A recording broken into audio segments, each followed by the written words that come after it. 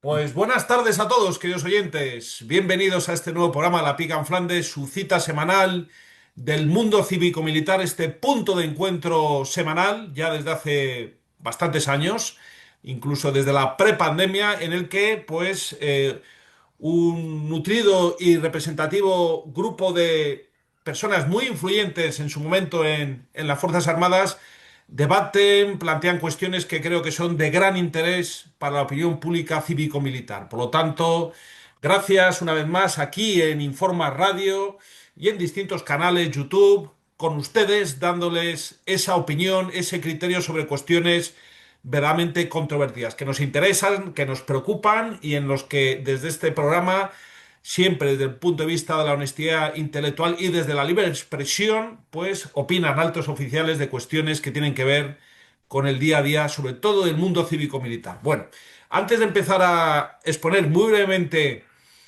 las efemérides, que como siempre nos hace el coronel don Juan Salafranca, al cual desde aquí le enviamos un cordialísimo saludo, vamos a presentar a esta magnífica mesa de debate, primeros espadas, personas con mucho criterio que van a debatir y a opinar al respecto de muchas cuestiones. Tenemos con nosotros a nuestro general, don Juan Cifuentes. Muy buenas tardes, mi general. Buenas tardes, Guillermo. Buenas tardes a todos. Muy buenas tardes, mi general. También está con nosotros nuestro editor, el general, don Sadalo Fontella. Buenas tardes, mi general. Buenas tardes a todos. Muy buenas tardes, mi general. Y también con nosotros nuestro general, don César Colis. Buenas tardes, mi... Perdón, mi coronel. Muy buenas tardes, mi coronel. Buenas tardes a todos. ¿Ves qué contento se ha puesto con el ascenso rápido este? Sí, que con tanto general y tanta estrella yo ya me pierdo. Pues aquí está nuestro coronel, don César Colis también, que hoy sin duda va a tratar un tema de gran interés. Y el que les habla, Guillermo Rocafort, antiguo caballero legionario del Gran Capitán y caballero legionario paraguista Almogávar de Honor. Pues muy bien, como les prometía, vamos a hablar muy rápidamente de esta nuestra memoria histórica democrática. Bueno, vamos a ver, nuestras efemérides, que esas son las palabras importantes. Las efemérides del mundo cívico-militar de esta semana son el 30 de mayo, el día de San Fernando, Fernando III el Santo, el rey de Castilla. Bueno, que es el patrón del arma de ingenieros y también es el patrón de la ciudad de Sevilla y también es el gran reconquistador junto con Jaime I el Conquistador de Aragón. Por un lado, eran, no sé si eran concuñados o cuñados, Fernando III el Santo de Castilla y luego también por su aproximación temporal y de afinidad, Jaime I. Fecha importante, el 28 de mayo del año 712, Covadonga. Es la gran sublevación, el gran alzamiento, importante palabra, que inició la reconquista. El 29 de mayo del año 1108, la batalla de Duclés, en el que los almorávides derrotan a Alfonso VI de León.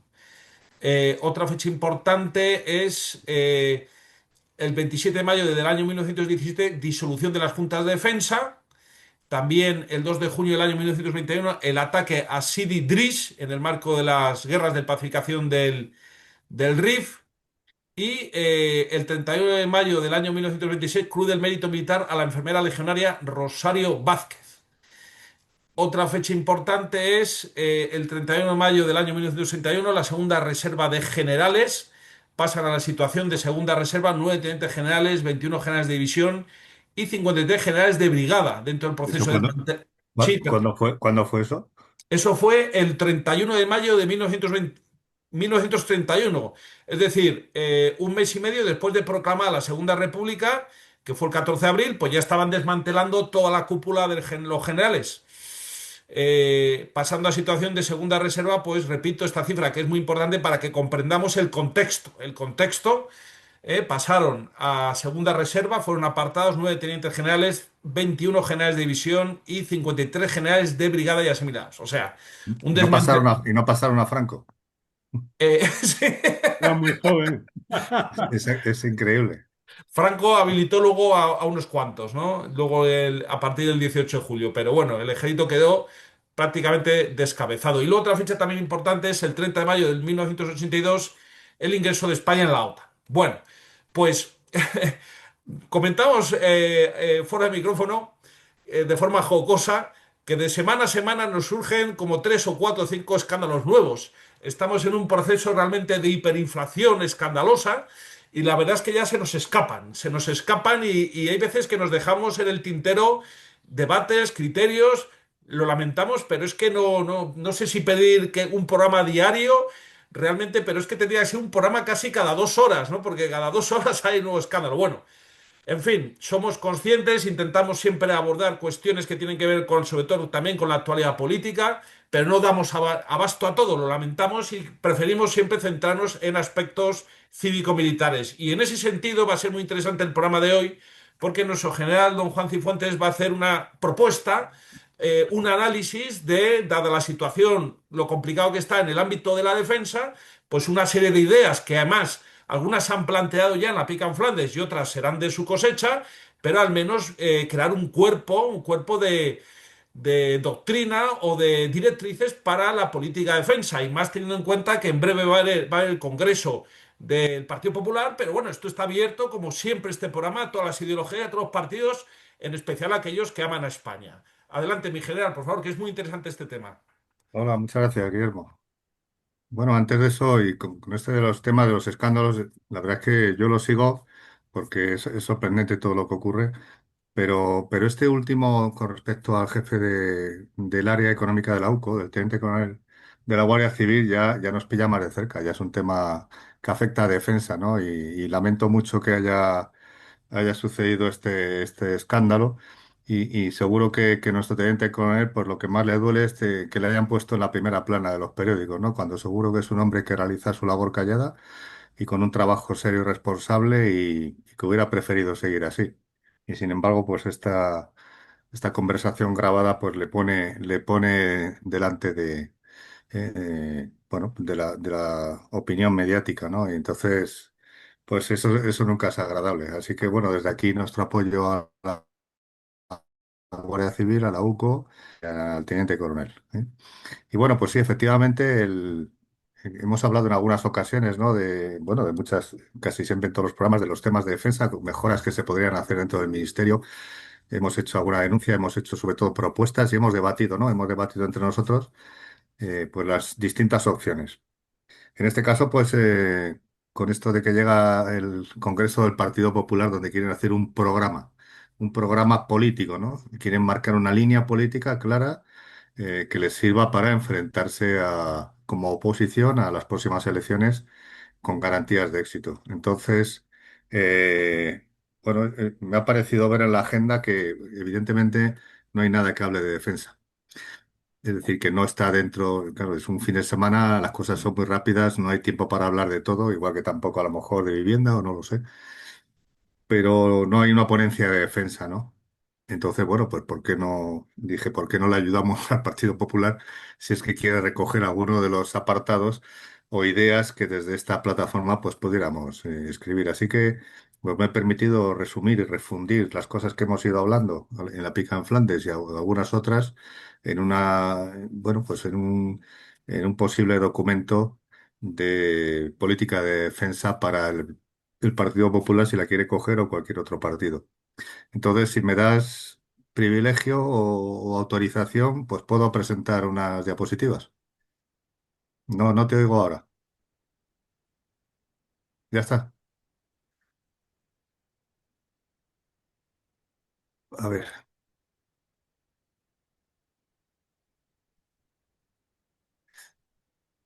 ¿lo veis? ¿Se ve la presentación? Sí, mi general, sí se ve. Vale. Sí, sí, se ve. Bueno, pues parece ser que estamos hablando del 21 Congreso del Partido Popular, que va a ser en Madrid, pues dentro de un mes y pocos días. Ya dentro de la defensa nacional, ya el Partido Popular ya le propuso al PSOE trabajar un pacto de defensa nacional, ¿no? Es decir, que considera el PP la defensa nacional como uno de los grandes temas en los que se requiere llegar a acuerdos. A la vista de las actuaciones que está realizando el partido del gobierno, pues no, en fin, se ve bastante difícil. Vamos a ver si estas propuestas que hacemos, pues si las utiliza el PP, difícil que será llegar a un pacto de defensa nacional, pero bueno, si consiguiera ganar las elecciones, pues y le interesara aplicarlas, pues a lo mejor nuestras Fuerzas Armadas pues ganarían algo, ¿no? Le he llamado Ideas en materia de defensa para un programa político y lo he dividido en cuatro áreas. Una genérica de política de defensa, otra dirigida al personal, otra dirigida a las capacidades de las Fuerzas Armadas y otra dirigida pues a lo que yo llamo cultura de nación. Es un término que acuñé hace tiempo cuando escribía sobre estos temas. Se hablaba de cultura de defensa, luego ahora el gobierno pues habla de cultura de seguridad y defensa. Y desde luego, pues eso está muy bien que hay una conciencia de defensa de la nación por parte de todos los ciudadanos, pero lo primero que tiene que haber es una cultura de nación. Es decir, tenemos que volver a fomentar mediante medidas, pues que se recupere ese sentimiento de nación, ¿no? Donde dentro de nuestra gran diversidad y de lo maravilloso que es ser diversos y de lo que nos ayuda muchísimo ser distintos, que se coma distinto, que se piense distinto y en algunos sitios que se hable distinto, pues que todos tengamos unos objetivos comunes y volvamos a pensar en grande, ¿no?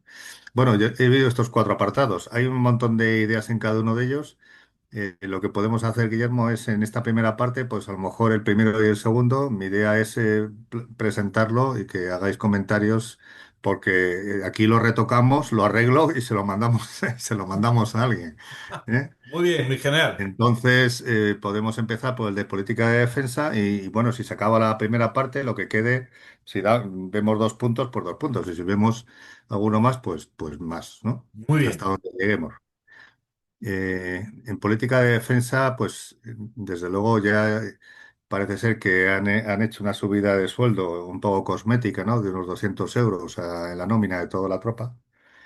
Pero esto no deja de ser un poco como los 100 euros de las gafas de los niños, ¿no? Bueno, pues vamos ahora a hacer una medida, un gesto, ¿no? Esto no es una medida política, lo que se ha realizado es un gesto. Y yo lo que creo es que, bueno, pues el sueldo de nuestros soldados tiene que ser digno y desde luego no debería ser inferior al 3%, no debería ser inferior, bueno, el presupuesto de defensa luego al 3%, pero estaba hablando de una cosa de personal, disculpad. Hablamos del presupuesto de defensa del 3% del PIB, ya que el 2% ha sido superado y el 5% de la OTAN me parece inviable, o bueno, el que exige Estados Unidos me parece inviable para nosotros. De hecho, habría que ver exactamente si los aspectos de seguridad de la nación exigirían llegar al 5% del PIB. Eso es un tema bueno, los estudios de planeamiento que se hacen en el Estado Mayor de la Defensa y en el Ministerio de Defensa, en DIGEMPOL, pues pueden informar mejor sobre este tema. Pero desde luego el 3% seguro. Así que lo que todo el mundo espera es que el 3% sea estable, se llegue a él y bueno, pues eso sería un objetivo para un programa político en el que cumplamos con los compromisos con nuestros aliados y al mismo tiempo seamos conscientes de las necesidades que tenemos en defensa. No sé si lo veis muy alto o muy bajo esto del 3%. Pues me parece que es un objetivo alto teniendo en cuenta el suelo del que partimos, mi general, porque estamos en menos, creo que el 1,27. Luego sería un incremento de más del 200%. Y me parece en ese sentido que es un escalón muy interesante para seguir aumentando, desde luego. No Bueno, sé. es un objetivo de legislatura. O sea, Exacto, sí, sería, sí, me parece si me hay parece elecciones en realista. el 27, pues para el 31 Sí, alcanzar el 3%. sí, sí. No sé, general Fontela quería opinar. Perdón, mi general, que me he adelantado. No, no, no pasa nada. No, está bien, 3%, más que 1% es, pero el problema es que se gasta ese presupuesto de defensa, ¿no? El 3% se puede gastar en chocolate del loro, ¿eh? Y en tonterías, en vez de potenciar las capacidades de combate de las unidades militares. El problema es que el 3% no debe ser una foto fija, debe ser una foto en función de la amenaza. La amenaza hay que definirla y contrarrestarla con lo que sea necesario, sea el 3% o el 10%. Y hay que ver la amenaza que es, valorarla bien y hacer el esfuerzo puntual y después sostenido para disuadir. Y ahora mismo no disuadimos ni a Andorra. Efectivamente, en función de la amenaza sería lo suyo. Es una Eh, idea muy interesante el definir las hacerlo. capacidades, definir la amenaza, definir las capacidades que se necesitan para contrarrestarla y lo que sume eso suma, sí, sea el 3 o sea... Exacto, es una idea muy, muy novedosa el hacerlo depender de una variable y no buscar un dato objetivo como tal. No sé si el Conel Collins, que se ha incorporado, quiere añadir algo a esta propuesta del 3% del PIB en defensa. Mi Conel. Pues es que como me ha echado mi Sí, sistema, pues me he perdido parte de lo que han dicho, Ah. entonces no voy a intervenir sobre ok, lo que no he oído. ok. No, no, pues hemos hablado de que yo he hablado de mantener un presupuesto estable, de que el 5% que se habla ahora lo veo irrealizable, que el 2% prácticamente, según dice nuestro gobierno, está ya conseguido. Entonces el 3% a lo largo de una legislatura pues sería un objetivo que a lo mejor seguramente podría cubrir las amenazas que tuviésemos y las capacidades que nos hacen falta. Y el general Fontela pues dice que podemos tener ese 3% en la cabeza, pero que debe estar sujeto a las amenazas que tenga la nación en ese momento, que si aumentan las amenazas, pues tendrá que aumentar la capacidad de defensa y el presupuesto. Es decir, no dejarlo como una foto fija, sino en función de amenazas y de necesidad y capacidades. No sé si Bueno, con pues eso te vale, César. no tengo De nada acuerdo. que Muy añadir. bien, pues Estoy de acuerdo con las dos incluiremos opiniones. que sea una variable en función de las amenazas. Eh, bueno, dentro de la representación de España ante la OTAN, pues debe quedar mucho más clara la amenaza del flanco sur, la amenaza de la inmigración irregular y luchar y esforzarnos para que Ceuta y Melilla esté incluido en el Tratado de la OTAN. Creo que son medidas necesarias. Estamos colaborando con nuestros aliados en el flanco este. Cada vez hay menos fuerzas en el flanco sur, que es el que más nos interesa, y por mucho que España se esfuerza y explica, si es que lo hace, las amenazas que tenemos, pues la inmigración irregular sigue, la amenaza del flanco sur sigue ahí y además los países del flanco sur se están rearmando con armamento de tecnología avanzada y luego Ceuta y Melilla siguen en el limbo. Entonces, yo creo que estos dos puntos, el 2 y el 3 pues podrían ser recogidos en un programa político que quisiera defender a España. No sé qué opináis. Bien, Me parece estupendo, mi general. Me parece, Vale, y además es que es fundamental. Es fundamental para que nos sintamos cómodos dentro de la OTAN, porque si no, al fin y al cabo, la OTAN no tiene espacios de riesgo compartidos con nosotros, y nosotros con ellos sí. O sea que me parece magnífico. muy bien. Eh, Pues es que yo pongo mucho en duda que la dirección política actual de España esté dispuesta a luchar por Ceuta y Melilla. No, hoy me han contado el comentario de un político importante que dice que ha dicho que ningún soldado español moriría por Ceuta y Melilla. ni por Cuenca, De acuerdo. Entonces, yo lo que no veo es mm, la capacidad del gobierno actual de defender esos territorios españoles. Mm, por lo tanto, me da la impresión de que si no cambia el gobierno, pues va a ser muy difícil que refuercen el flanco sur. Eh, claro, eh, César, pero estas son propuestas para un nuevo gobierno, no para este. vale, vale. Esto, Bueno, pues a Estos ver son qué ideas, suerte. ideas para un gobierno. Si gana el que está ahora, pues evidentemente su idea está clara. No va a haber, no se va a mover nada de esto, pero supuestamente esto es para un gobierno bueno, pues o también para que forme parte del programa político de un partido político como el PP, por ejemplo, en el área de defensa, claro. Si es que Vale, lo vale. quiere retomar, o a lo mejor pues dentro de su forma de ser, pues no lo quiere dejar tan claro. Pero bueno, yo creo que esto sí que sería importante. Estamos, evidentemente, no es un programa para el gobierno de ahora, ¿sabes? Seguimos Sí. entonces. El ejército europeo. Yo creo que debería haber un ejército europeo que sea disuasivo.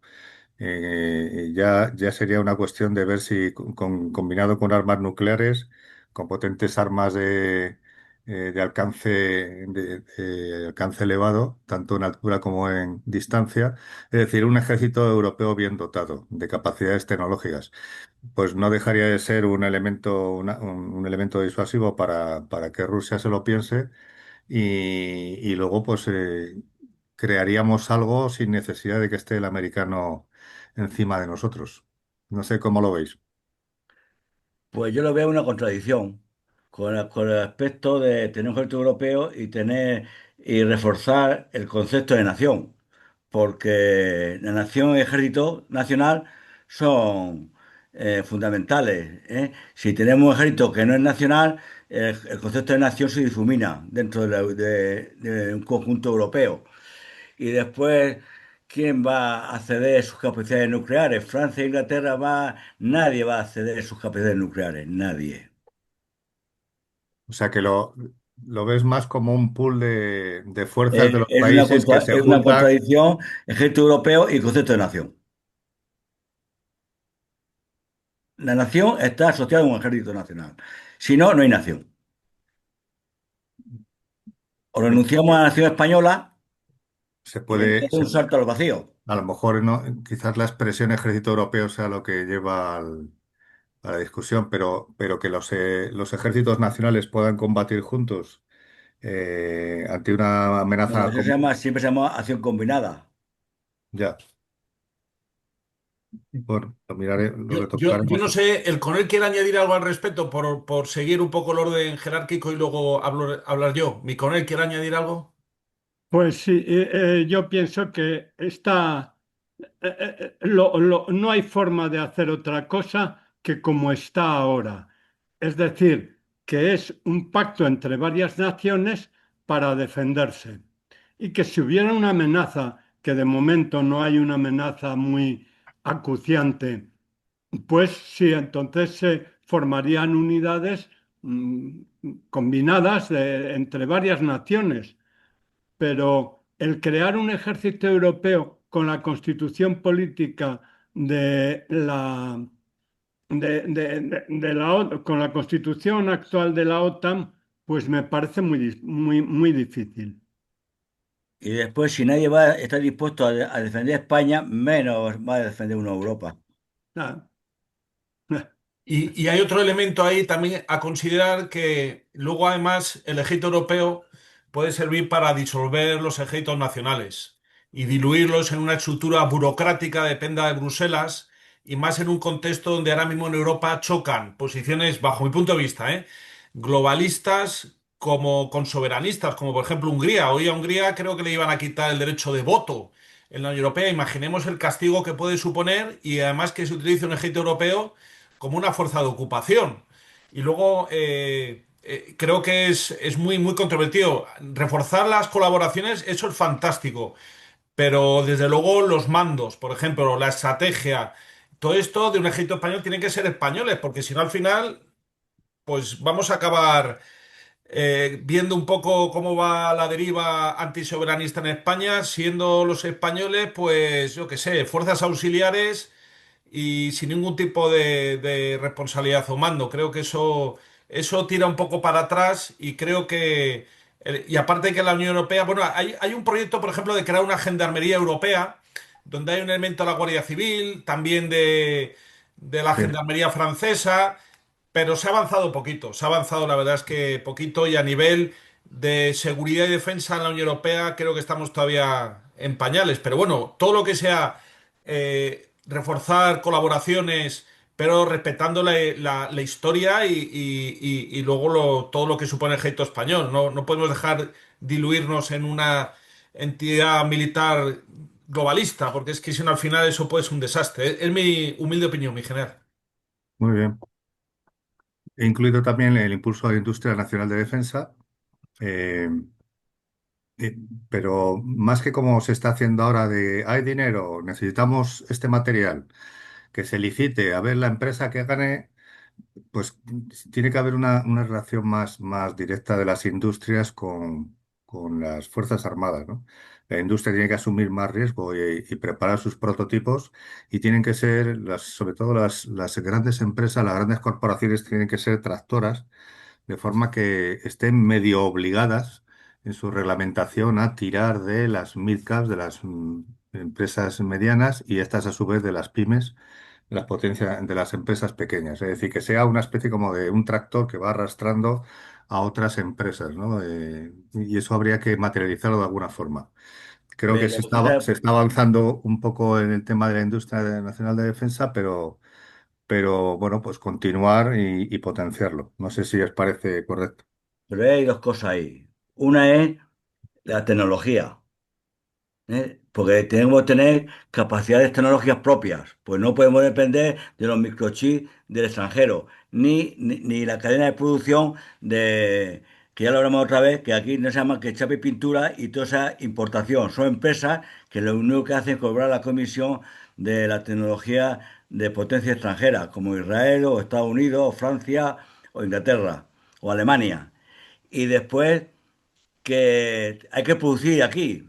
Porque si no producimos, nos va a pasar como ha pasado otras veces, que cualquier corte de suministro nos quedamos sin misiles, sin artillería y sin lo que sea. Cuando le ha pasado a Ucrania, como le pasó a Argentina en las Malvinas, etcétera. Si no, tenemos que tener tecnología propia, porque si no, con un simple algoritmo no pueden utilizar todo nuestro armamento. Y segundo, tenemos que tener capacidad de producción nacional. Sí, ahí eso está relacionado además con que se permita de nuevo pues trabajar en el subsuelo, ¿no? La búsqueda de minerales, de tierras raras, de muchas cosas que España tiene en el subsuelo y que no se está permitiendo eh, buscar y explotar, ¿no? Y desde luego una tecnología propia sería lo ideal y podría ser potenciación en ese sentido. Mi, César, coro- ¿querías decir algo? mi coronel, Yo en esto únicamente creo que para tener tecnología propia es imprescindible exportar, porque si no sería de un coste pues prácticamente ruinoso para el Estado tener una tecnología propia basada únicamente en las aportaciones estatales, sino haría falta unas empresas que exportaran. Es decir, un armamento, una tecnología es viable siempre que se exporte. Lo estamos viendo con Israel. Israel tiene una industria buena de ciertos componentes de seguridad y de guerra y tal, de los cuales España importa mucho. Bueno, importaba, porque ahora parece ser que lo ha cortado este gobierno. Bueno, pero es porque exporta. Se resarcen, tienen ahí un nicho en el mercado de seguridad y defensa y entonces sus productos son de una calidad excepcional y los exporta muy bien, porque además son los únicos que realmente están teniendo experiencia de guerra y están de guerra o de insurgencia o de guerra asimétrica o como lo queramos llamar y tienen experiencia y están comprobando cómo funcionan los dispositivos que inventan. Bueno, esto Claro. quería apuntar yo con respecto a la tecnología nacional. Sí, sí, que tiene que ir asociada a una exportación. Efectivamente, ahora mismo las empresas de armamento, las que yo conozco, su gran producción va afuera, ¿no? O sea, sale fuera, si no, no serían viables, porque las Fuerzas Armadas no deja de ser poquito dinero, lo que consumen en sus materiales y su armamento. Entonces, la exportación es fundamental, sí. Y seguro que Israel tiene una gran tecnología y produce una gran tecnología gracias a la exportación. El 6 es el tuyo, Guillermo. Perdona, perdona un momento, mi Sí. general. Para lo cual sería imprescindible que en las facultades o escuelas de ingenieros o en las facultades de ciencias, de tal, el tema de la industria militar pues se tratara, no fuera una cosa que no se trata para nada. Perdón por la interrupción. Incluir la industria militar, no, incluir la capacidad militar en las universidades, ¿no? Y escuelas de ingeniería. perfecto. Venga, el punto 6 es el tuyo, Guillermo. ¿Cómo lo enunciamos? ¿Cómo se lo decimos al PP esto? Bueno, pues va a ser difícil, pero sobre todo además considerando que ayer salió el submarino nuclear Astute, el HMS Astute, que es el más moderno británico, ha estado una semana en Gibraltar. Yo creo que hay que apostar por la desnuclearización de lo que es el estrecho de Gibraltar en la medida en que nos perjudica y apostar, por supuesto, como bien pone en ese magnífico esbozo de programa, por la recuperación y por el control estratégico del canal de Gibraltar. Creo que es fundamental que España, igual que hasta el año 75 controlaba de un lado y en otro. España tiene que ser pues como Turquía con el estrecho de los Dardanelos. Pero claro, eso es una ensoñación, ¿no? Pero como objetivo estaría muy bien, porque nos haría un actor geopolítico fundamental en el mundo, ¿no? Y porque además es que es nuestro mar y es nuestro territorio, o sea, y nuestras mares, y por lo tanto, la cuestión de Gibraltar es fundamental que salga, que vuelva a la opinión pública, porque lamentablemente ni con PP ni con PSOE se ha hecho absolutamente nada. Así Sí, que magnífico por ese lo menos punto. que se vea la voluntad de querer. La Exacto, voluntad de exacto, querer. Y entonces ahora exacto. vamos a poner los medios para recuperar. Muy bien. Podría ser. Bueno, ahí antiguamente todos los gobiernos de España, incluido Felipe González, en su programa institucional, cuando era elegido presidente de gobierno, siempre citaban Gibraltar. Y desde entonces nadie lo ha citado, ni el ANAR, ni el PP, ni ninguno. Que Es lo cual verdad. ya es un indicio de malos tiros de los políticos españoles, ¿eh? Que son pro-británicos. Segundo, lo de las conversaciones para recuperación de la soberanía es un corolario. Como ha dicho muy bien Guillermo Rocafort, para entrar en conversaciones tenemos primero que controlar el estrecho. Tener capacidad de control del estrecho, que no la tenemos. ¿Cómo vamos a tener capacidad si los narcotraficantes pasan como si fuese por su casa? ¿Cómo vamos a tener capacidad si los inmigrantes pasan por su casa? Vamos a parar una invasión militar en Ceuta y Melilla y en Guadalete si nos pasan las lanchas y no nos enteramos? Cuando pase una fuerza militar en fuerza, ¿qué vamos a hacer? Pues llegan hasta Asturias otra vez. ¿Mm? ¿Qué control estamos haciendo del estrecho? ¿Y por qué no se hace el control del estrecho? Porque no hay voluntad política, sencillamente. Porque si hubiese voluntad política no pasaba ni una gaviota. En este sentido, me gustaría simplemente traer a colación unas palabras del almirante Nieto Antúnez, que fue ministro de Marina, pues en los años 60. De hecho, se pensó en él como sucesor de Carrero Blanco, el almirante.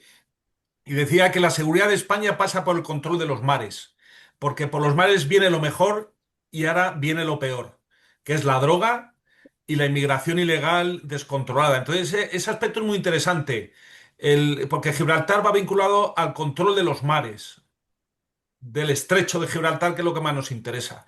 Entonces, una buena política de la Armada y marítima de vigilancia, eso nos da un salto cualitativo y sobre todo seguridad interior.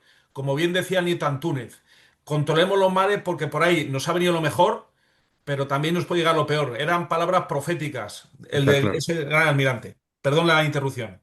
Nada, nada. Pero Después, la amenaza sur es una amenaza, pero Gibraltar, pidiendo Gibraltar, es una agresión directa y continuada. Que eso no queremos verlo. Se ha roto la soberanía y la integridad territorial. Que queremos defender a Ucrania y no defendemos la nuestra. Pero ya hace tiempo, fijaros por dónde va el gobierno, eh, se suprimió el MACTAE, que era el mando de artillería de costa del Estrecho. Tenía en la parte angosta del Estrecho de Gibraltar una serie de sensores y un centro de operaciones protegido en un búnker subterráneo en el que se analizaba el tráfico marítimo que pasaba por allí. Y una serie de medios de artillería, pues para defender o prohibir el paso por el estrecho. Bueno, pues eso hace unos años, tampoco tantos, pues 10 o 15, se desmontó totalmente. Se disolvió, se quitaron los sensores, se quitó el centro de control, las unidades de artillería se distribuyeron en otras unidades distintas y el MACTAE desapareció. O sea que es que Muy no. bien. No, no, no, estamos prácticamente fuera de tiempo. Entonces, si les parece, seguimos en la segunda parte con esta cuestión por no dejarla a mitad de camino, ¿les parece? Bueno, sí, podemos terminar con este Por mí punto la sí. segunda parte y luego seguimos Perfecto, con otro tema. perfecto, perfecto. Pues, por favor, queridos oyentes, sigan con nosotros porque este programa es verdaderamente muy clarividente.